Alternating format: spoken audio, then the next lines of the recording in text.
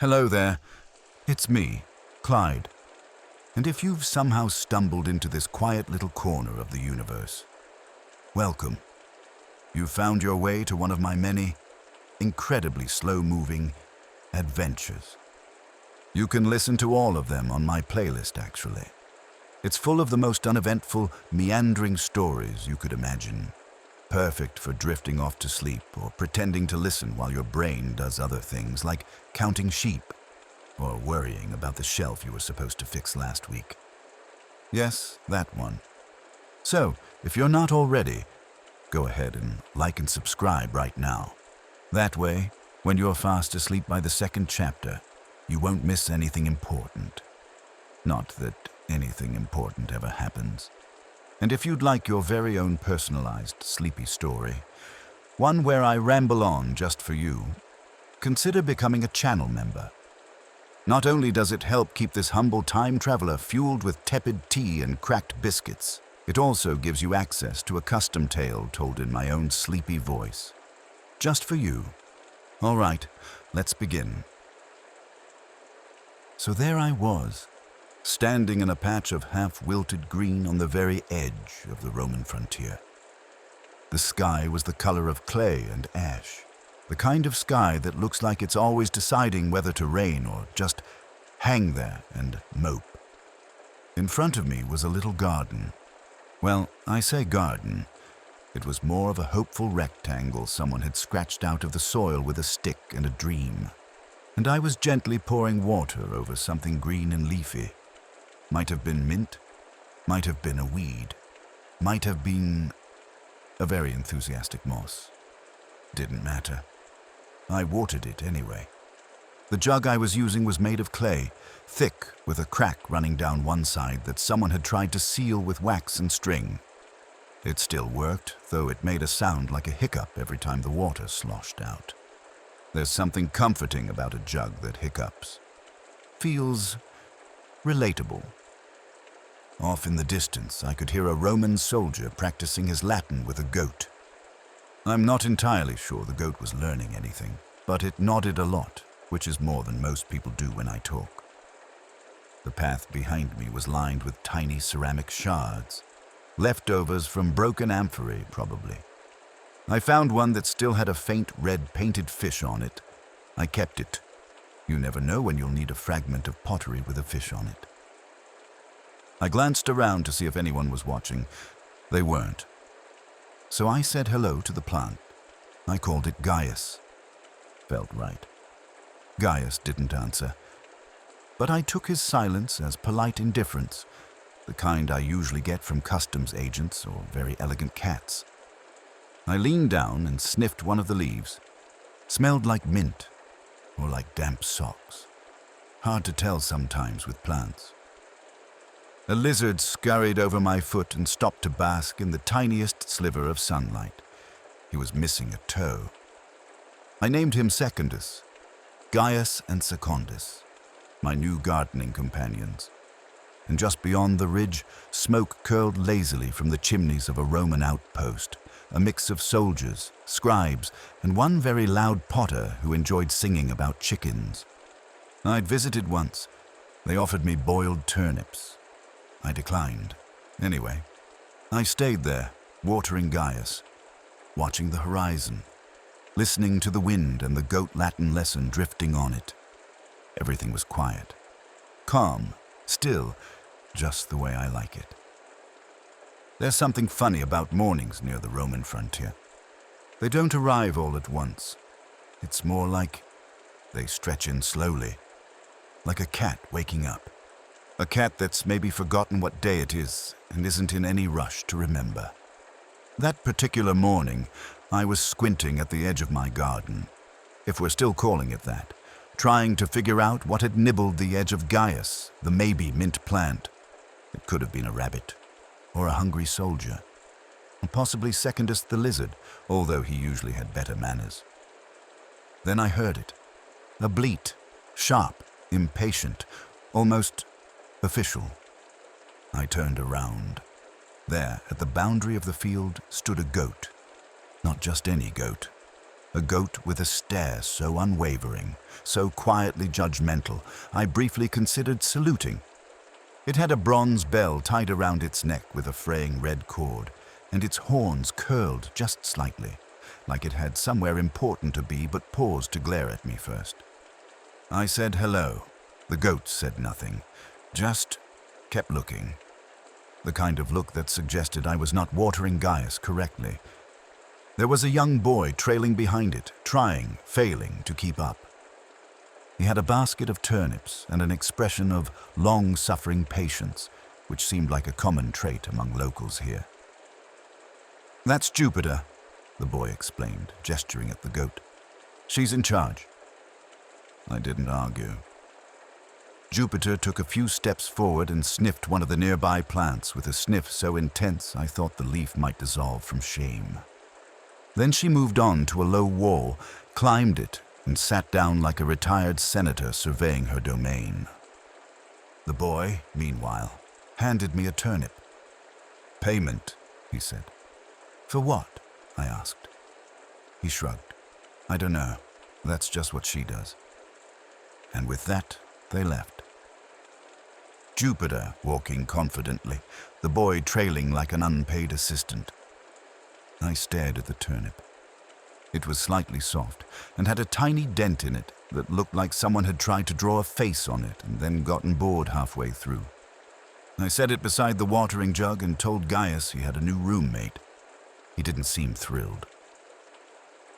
Later that same day, as I was reorganizing my pile of rocks, purely for recreational purposes, mind you, I heard the unmistakable clank of sandals on gravel. It was Flavius. Now, Flavius was one of those people who never introduced himself just by name. He always added a title. "Flavius, philosopher-blacksmith," he'd say, even if you were just handing him a cup of water. He said it with the kind of dramatic pause that made you think he was about to ask you a riddle or forge a treaty. Today, Flavius was holding what appeared to be a small bronze wind chime shaped like a chicken. He held it out to me with great solemnity. "It's for your garden," he said. I took it. It jingled. The chicken was missing one eye, and the clapper inside looked suspiciously like the tip of a spoon. "Thank you," I said. "It keeps away bad thoughts," he added. I didn't question it. Flavius sat down on a nearby log that wasn't really a log, but more of a chunk of something that had once been a fence. He immediately launched into a monologue about the properties of iron when mixed with volcanic sand. I listened. Mostly. My attention wandered briefly when I noticed a beetle dragging a pebble across a leaf. He looked like he was late for something, possibly a beetle conference. Flavius didn't mind. He was deep into a theory about how the soul could be sharpened like a blade if you just applied enough metaphorical heat, or literal heat. It wasn't entirely clear. After a while, he stopped talking and stared into the distance. "I think I'll make a spoon today," he announced. "Good idea," I replied. He nodded once, got up, and walked away with the wind chime clinking gently from my fingers. I hung it from a stick beside Gaius. It made a soft plink sound when the breeze passed through. Gaius didn't seem to care, but I liked it. The next morning started, as most mornings did, with dew on my boots, a lopsided cloud overhead, and Gaius still refusing to look any perkier than a slightly embarrassed parsley. But something was different. There, beside Gaius, wedged between the wind chime stick and a very determined dandelion, was a cabbage. A whole cabbage. Just sitting there. No note, no basket, no explanation. I blinked at it. It blinked back. Okay, that last part didn't happen. But it felt like it might. I walked a slow circle around the cabbage. It was unusually round. Too round, maybe. Suspiciously spherical.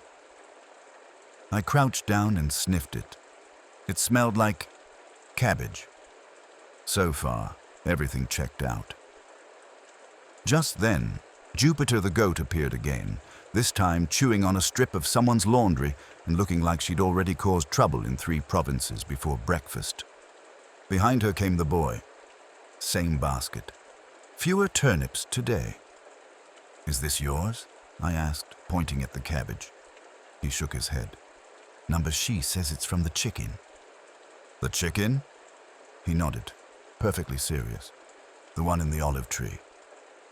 I looked toward the olive tree. There was, in fact, a chicken in it. White, fluffy, perched like a feathered oracle. I wasn't sure what the protocol was for a gift from an arboreal chicken, so I bowed slightly. Just in case.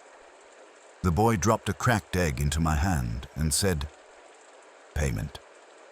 Again, no explanation. Jupiter stared at me. The chicken blinked. I accepted my fate. "Tell her thanks," I said. "She doesn't speak Latin," the boy replied, already walking away. I turned back to Gaius. He looked slightly annoyed, probably jealous. Now I had a cabbage to deal with. I gently tucked it under a scrap of linen and named it Marcus. Marcus, the mysterious cabbage, Gaius's new neighbor, and possibly a spy. I'd been staring at Marcus the cabbage for about 20 minutes. Not really for any particular reason. It was just one of those afternoons where your brain decides it's going to contemplate life through the lens of a leafy vegetable. Gaius wasn't saying much. I suspected he was sulking again. He had that slight lean to the left he always got when he felt ignored. The wind chime tinkled a bit. The beetle from yesterday, possibly the same one or his cousin, was dragging what looked like a sunflower seed husk toward a small pile of other treasures. A pebble, a bit of string, and what I'm pretty sure was the cap from a stylus. Off to the side, Jupiter was chewing on a sandal. Not mine, not hers either, as far as I could tell.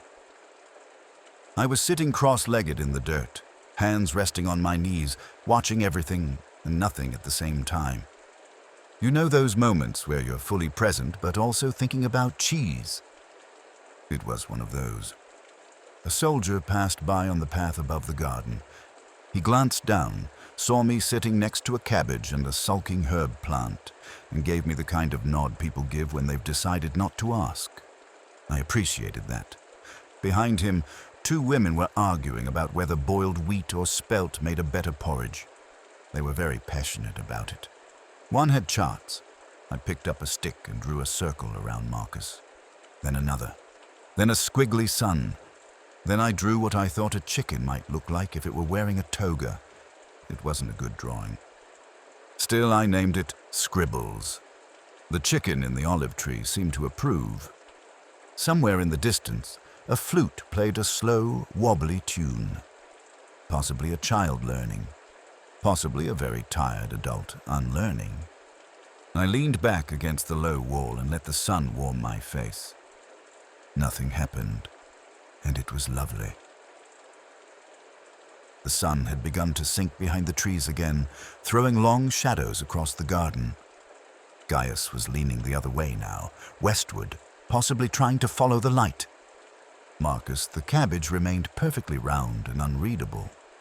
I just finished rearranging the wind chime for the 3rd time that afternoon, hoping to get a slightly more musical plink out of it, when I heard the unmistakable creak of a cartwheel that hadn't seen olive oil in quite some time. The cart came into view slowly, like it wasn't entirely sure it wanted to be there. At the reins stood a man. Or, perhaps more accurately, a hat with a man under it. The hat was enormous, wide-brimmed, slightly floppy, and decorated with what appeared to be an entire olive branch. "Delivery," he announced. I stood. "I haven't ordered anything," I said. He blinked at me from under the hat. "Doesn't matter. It's for you." He climbed down with the agility of a man who's definitely fallen out of a cart more than once and hauled a wooden box off the back. It was about the size of a bread loaf, but heavier, judging by the way he grunted and mumbled something in what might have been Sabine dialect. "What is it?" I asked. He shrugged. Didn't open it, against the code. What code? Cartman's code. Rule 9. No peeking. He handed me the box. It was carved with vines and stars, and one extremely determined squirrel on the side. There was no latch, just a simple piece of twine tied in a bow. I stared at it. Jupiter trotted over and sniffed it once before immediately losing interest and wandering off to chew on a fence post. The man tipped his hat, nearly lost it to the breeze, then climbed back into the cart, which groaned under his weight. "Enjoy," he called, and trundled off at a heroic walking pace. I looked at the box. Gaius didn't offer an opinion. Marcus the cabbage remained silent. The wind chime gave a single plink. I untied the twine. Inside was a single walnut, just one, nestled in a scrap of velvet and accompanied by a note that simply read, "For when the time is right." I blinked, then blinked again, and set it next to the wind chime pole, where it sat like it belonged. Maybe it did.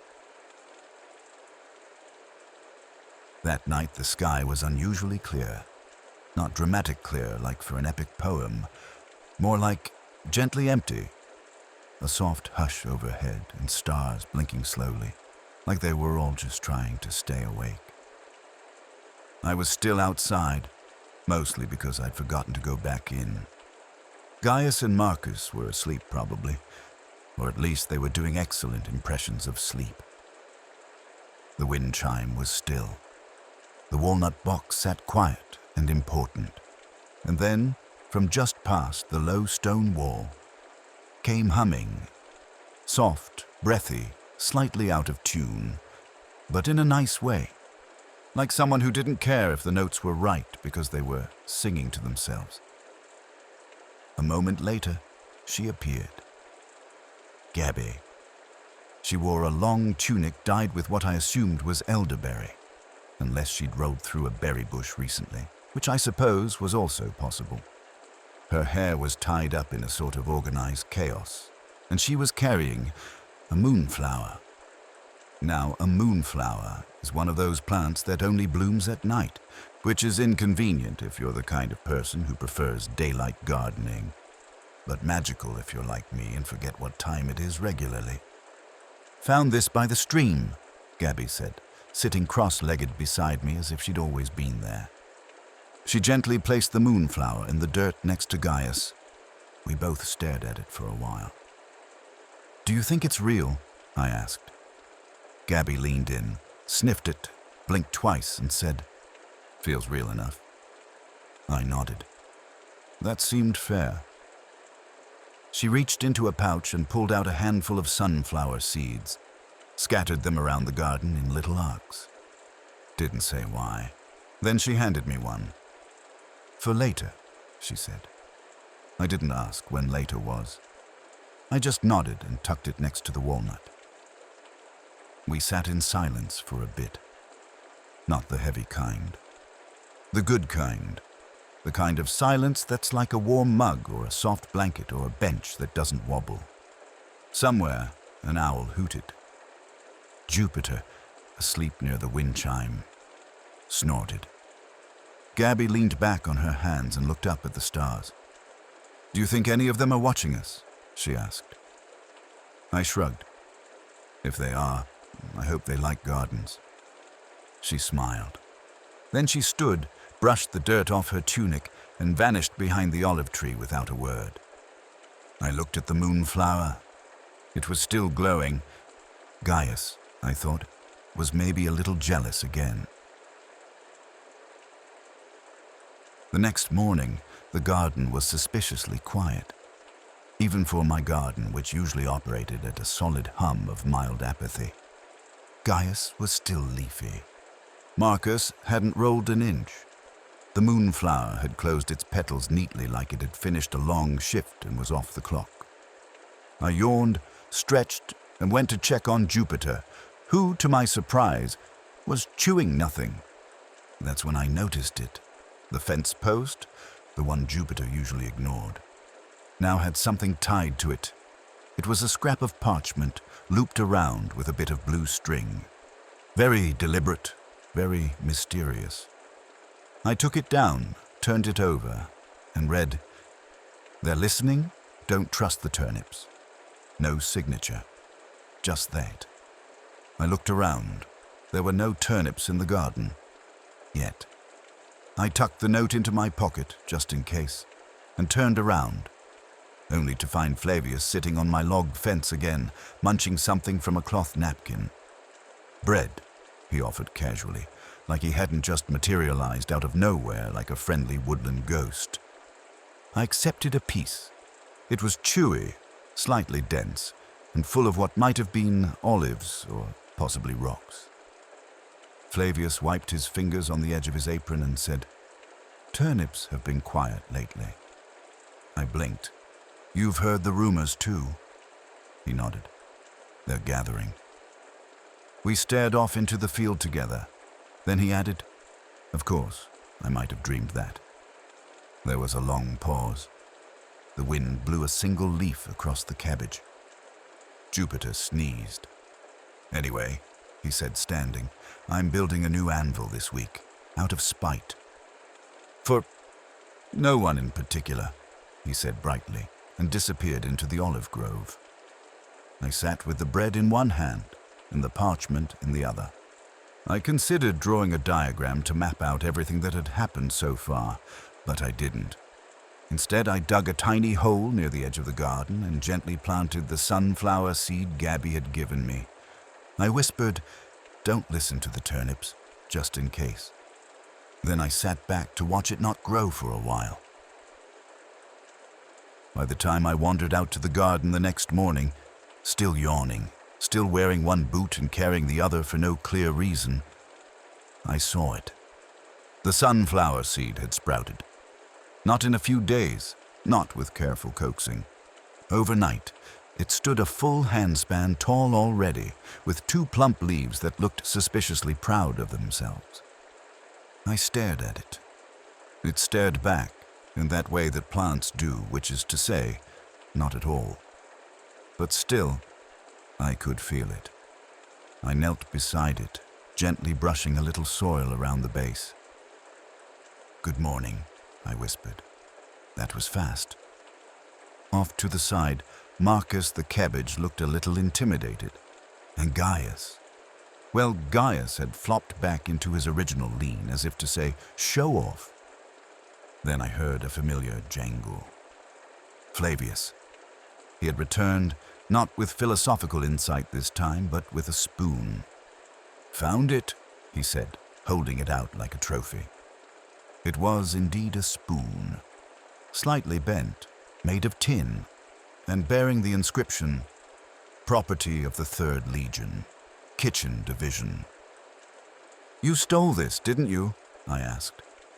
"Borrowed." He grinned. "What are you planning to do with it?" He pointed to the sprout. "Speak to it. Gently stir the air around it. Maybe whisper some encouragement. You think it likes that?" "No idea, but neither do turnips, and I've never liked turnips, so I assume it's the opposite." I shrugged and handed him the spoon. Flavius crouched, waved the spoon once in a ceremonial little arc, and said to the sprout, "You're doing very well. Don't get arrogant." Then he stood and left without another word. That's how Flavius is. I stayed there a while longer, watching the sun creep across the patch of dirt, warm and slow. Gabby hadn't returned yet, but I could still see where her footprints had pressed into the soil. I made a mental note to check if Chicken Oracle had left anything else in the tree. The wind chime plinked softly. I leaned back against the cabbage and let the moment do what it wanted. The next evening, just as the air began to turn syrupy with the promise of dusk, I sat with my back against the cabbage. It had become tradition, I suppose. Gaius still refused to sit upright. The sunflower had grown another inch, just enough to cast a tiny shadow on the wind chime, and Jupiter was off somewhere doing suspicious goat things. I didn't ask. The moonflower hadn't bloomed yet, but I could feel it stretching somewhere deep in its stem, like it was reaching for the right moment. Gabby hadn't come back again, but that felt okay. Flavius had dropped off a note earlier. Gone to build a second anvil. The first one was looking at me funny. I told the cabbage. Fair. And then, just as I was settling in for one last round of sitting still and staring gently at nothing, I felt it. That soft, familiar hum, low and warm, like a memory under your ribs. It came from the stone in my pocket. I hadn't touched it since I arrived. It never hummed unless it was time. And apparently, it was time. I reached in and pulled it out. Smooth, round, faintly glowing. All the strange little gifts around me, the walnut, the spoon, the moonflower, the absurd cabbage, felt like they were all nodding in unison. Like they knew, like they'd always known. I gave Gaius one last splash from the jug, patted the cabbage with quiet admiration. Then I tucked the spoon into the dirt beside the sunflower for good luck, tied the parchment note around the wind chime pole, and tucked the walnut into the curve of the fence post like it belonged there. And with the hum in my hand, growing just a little brighter, I stood, took one last look at the garden on the edge of the Roman frontier, my scrappy, leafy, slightly unbalanced patch of peaceful nothing, and I smiled. The stone pulsed once, and the world changed.